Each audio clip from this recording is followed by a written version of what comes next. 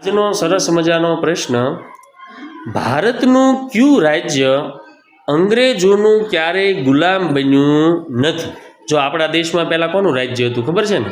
અંગ્રેજો આપણા દેશમાં શાસન કરતા, આપણો દેશ ગુલામ હતો. પણ એક એવું રાજ્ય છે ભારતનું જે ક્યારેય અંગ્રેજોની ગુલામી હેઠે નહોતું આવ્યું. સમજાણું? તો ચાલો એ કયું રાજ્ય છે? કોને ખબર છે? બોલો તો બેન. હૈદરાબાદ. હૈદરાબાદ ખોટું. મહેકબેન બોલો તો ભાઈ. મૈસૂર.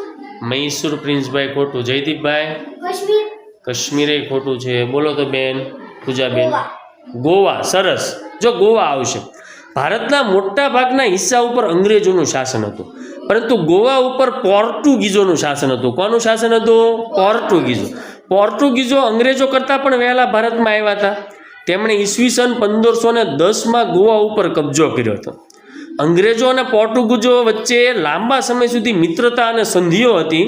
આમ ગોવા ક્યારેય સીધું બ્રિટિશ શાસન એટલે કે અંગ્રેજોની ગુલામી નીચે આવ્યું નહીં.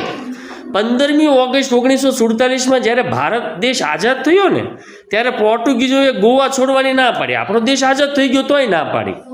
આમ ભારતની આઝાદીના 14 વર્ષ સુધી એની ઉપર ગોવા ઉપર કોણે રાજ કર્યું? પોર્ટુગીઝોએ. કોણે? પોર્ટુગીઝોએ. ભારત સરકાર અને ભારતીય સેનાએ 1961માં એક ઓપરેશન ચલાવ્યું જેનું નામ હતું ઓપરેશન વિજય. શું હતું? ઓપરેશન.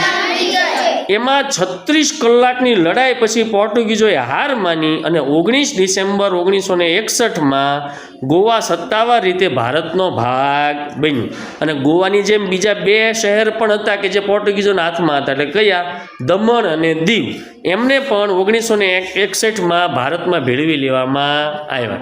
ખૂબ સરસ પૂજાબેન.